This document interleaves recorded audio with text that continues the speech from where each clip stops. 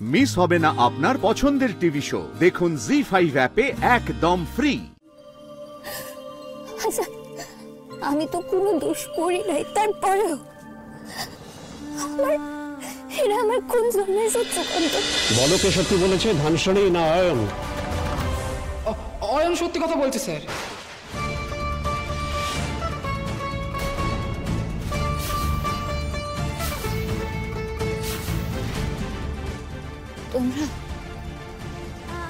তোমরাও আমার লোকে বিশ্বাসঘাতকতা করতেছো? সীমাদি তুমি কও না, কে কইছিল যে স্যার আজকে আইবো না? কও না। তুমি তো বলেছিলে ধানসিঁড়ি। এক্সকিউজ মি স্যার, আমি কি একবার ওখানে গিয়ে জিজ্ঞেস করতে পারি? Thank you. আমার একটু খোঁজা করে বলবে কি হয়েছিল? ধানসিঁড়ি তো এসে বলল যে আজকে নাকি স্যার আসবেন না, ও খবর পেয়েছে, তাই আজ একটু আনন্দ করলে কিরকম হয়। আর ওই জন্যই তো এই লটারির ব্যবস্থা করেছে ধানসিঁড়ি। এখানে নাচ গান চলছিল আর তার ফাঁকে গিয়ে ধানসিঁড়ি ছবিটা এঁকেছে।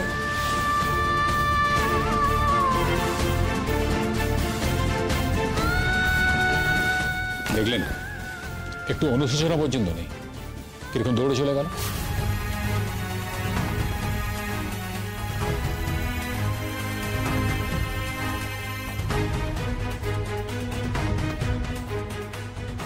আপনি ক্লাস নিন প্রফেসর সেন, ভবিষ্যতে যাতে এরকম না হয় সেটা আমি দেখব।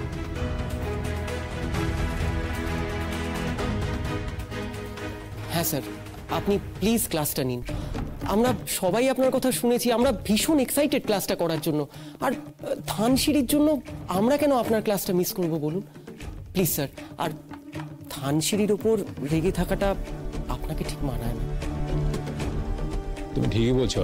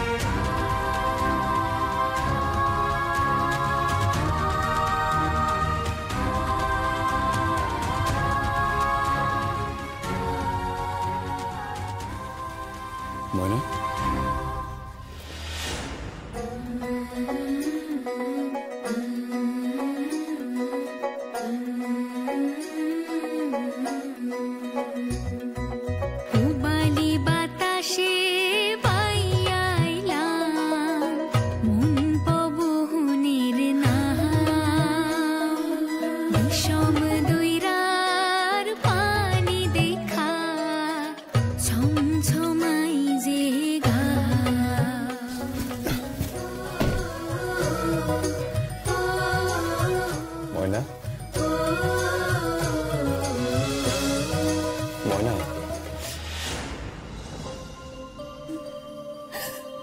আচ্ছা, আমি তো কোনো দোষ করি নাই, তারপরেও এরা আমার কোন জন্মের শত্রুকান্ত? কিন্তু ময়না, আমি তো তোমার কোনো জন্মের শত্রু নই। তাহলে তুমি আজকে আমার হাত সরিয়ে নিচ্ছ কেন? আমি কি করেছি বলো?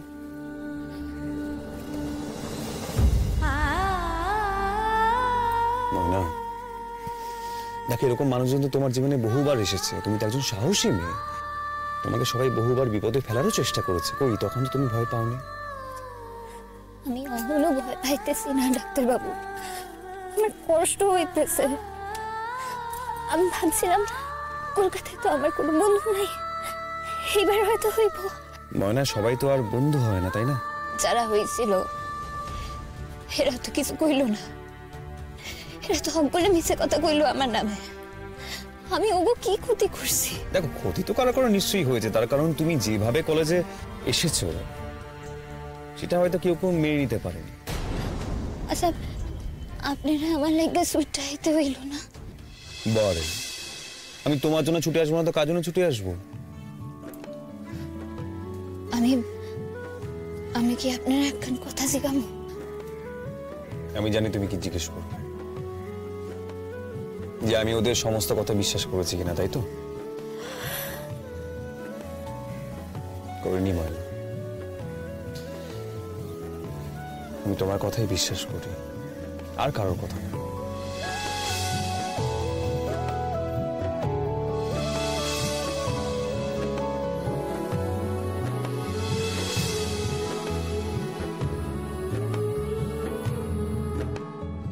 মিথ্যাবাদী প্রতারক!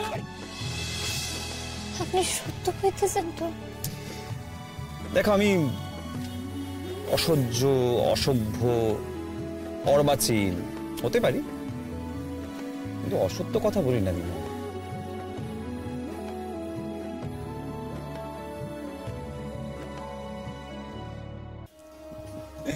আমি বলি কি, শোনো না, তুমি এখন ক্লাসে যাও, মন দিয়ে পড়াশোনা করো, আর একটা কথা সবসময় মাথায় রাখবে, যদি কাউকে জবাব দিতে হয় সেটা ভালো রেজাল্ট করে তবে জবাব দেবে, মনে থাকবে?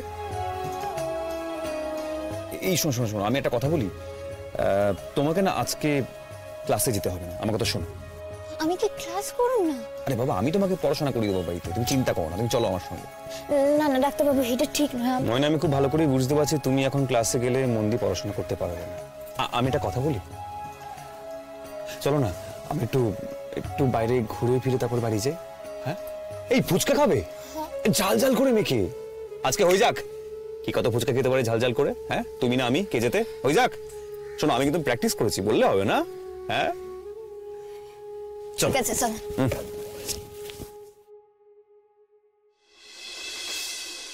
আরে ওর বন্ধুরাই যখন ওর এগেনস্টে কথা বললো তখন ওই ধানসিঁড়ির, আরে হ্যাঁ হ্যাঁ, ময়নার মুখটা দেখার মতো হয়েছিল। আজকে বোধহয় ওর হাজবেন্ড এসেছিল, বোধহয় প্রিন্সিপাল ডেকেছিলেন। দাঁড়া, এই পার্থ, শোন একবার, ধানসিঁড়ি কি ওর হাজবেন্ডই নিয়ে গেছে? হ্যাঁ, ওকে তো ওর হাজবেন্ডই আজকে নিয়ে গেছে। তুই যা। হ্যাঁ, ওর বড়ি ওকে নিয়ে গেছে। না, ওরকে দেখে খুব একটা মনে হলো না রেগে আছে, তবে প্রিন্সিপাল খুব রেগে গেছে। আরে এত তাড়াহুড়ো করলে কি করে হবে, একটু তো সময় লাগবে।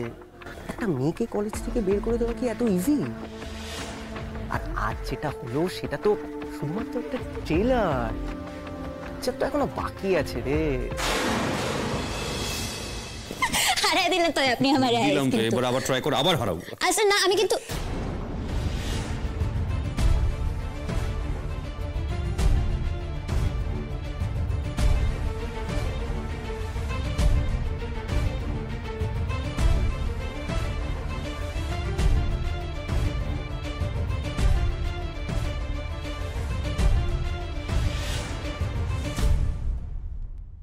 জি5 ডাউনলোড করুন আর সব এপিসোড দেখুন একদম ফ্রি।